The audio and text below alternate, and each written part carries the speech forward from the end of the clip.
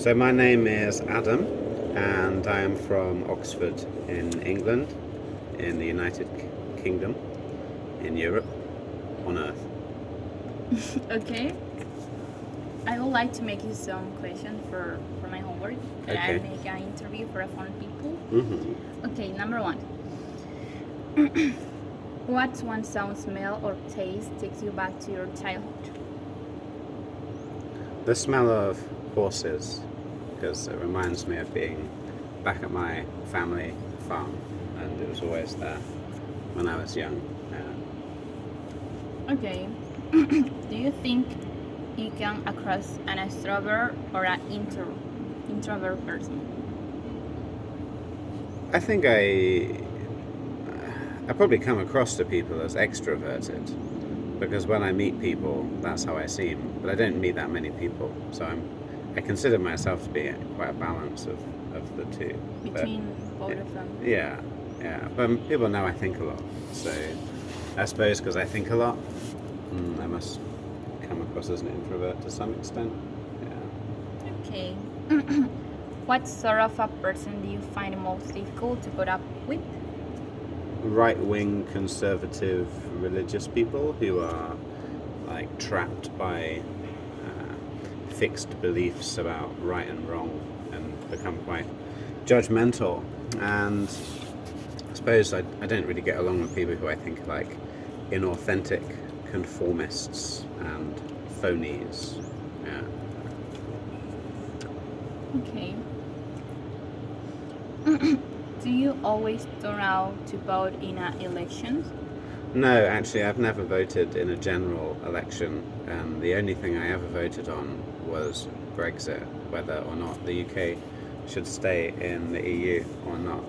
And I voted to stay in the EU, and it was a complete waste of time, which is pretty So, much how I see you most don't like voting. politics? I find politics interesting, but I don't really feel that voting is necessarily a particularly good use of my time, because I tend to support the parties that are just not going to win anyway. And well, there was a philosopher who said, if voting changed anything, then they would make it illegal.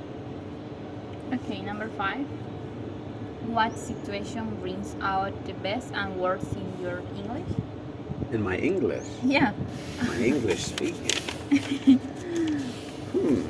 I suppose my English is worst when I'm drunk and I speak in a much more like, but I don't really drink very often. No, I'm dedicated to linguistic excellence when it comes to English, so it's always good. Okay. This one is so interesting.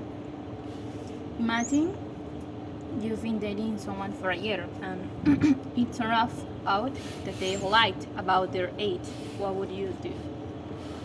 It depends on the details, and if they've lied about their age to make themselves seem younger, I think that's kind of morally slightly different to if someone's lied about their age to make themselves seem older, because it seems to me that like the older people get, generally speaking, the greater the probability that they will have picked up a permanent sexually transmitted disease. And so age is a kind of morally relevant detail that it's important to be honest about so that people can make informed choices. And in the past, when people have lied to me about my age and have deceived me, it's been basically quite hurtful and painful.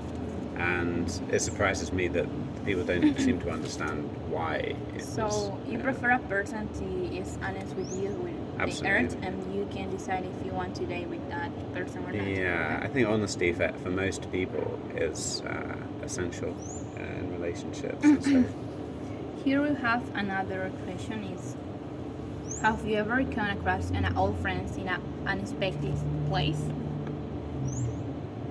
friends. Yeah, old friends. What is a friend?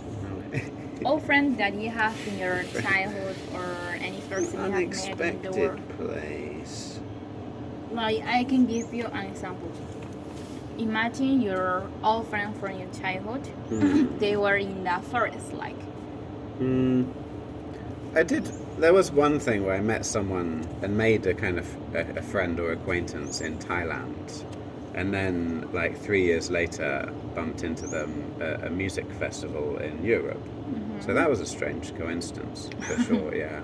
But I can't think of any examples of like childhood friends that I bump into randomly, you know. Because I'm not often in my place of childhood, you know. I'm usually out of the country, so it'd be quite unusual for me to meet them here in Santa Cruz, for example. Here can be kind of unusual, but there can be usual. Yeah. Okay. Yeah, in this city, everybody knows everybody, so it's inevitable. Yeah. When they brought out 3D films, did you think they were worth it? No, No? because they brought out 3D films in like the 1980s. It was just a gimmick to compensate for the fact that they were losing money because everyone was downloading movies at home. They thought if they did this 3D film thing, people would go back to the cinemas. Yeah, maybe they were right. Because the cinemas are still going, but I don't think I've ever seen a 3D film. Maybe I did once, somewhere abroad. What was that? Well, the fact, actually, you know, that's what it was. I remember going to see a 3D film, and then afterwards it struck me how poorly I could remember the film. And it occurred to me that basically maybe 2D films just they're easier to remember and follow on some weird neurological or cognitive level or something. But I remember like leaving the 3D film and I can't even remember which film it was. So yeah, I don't like 3D films. So you prefer like what's in there? 2D, yeah. Oh. Definitely.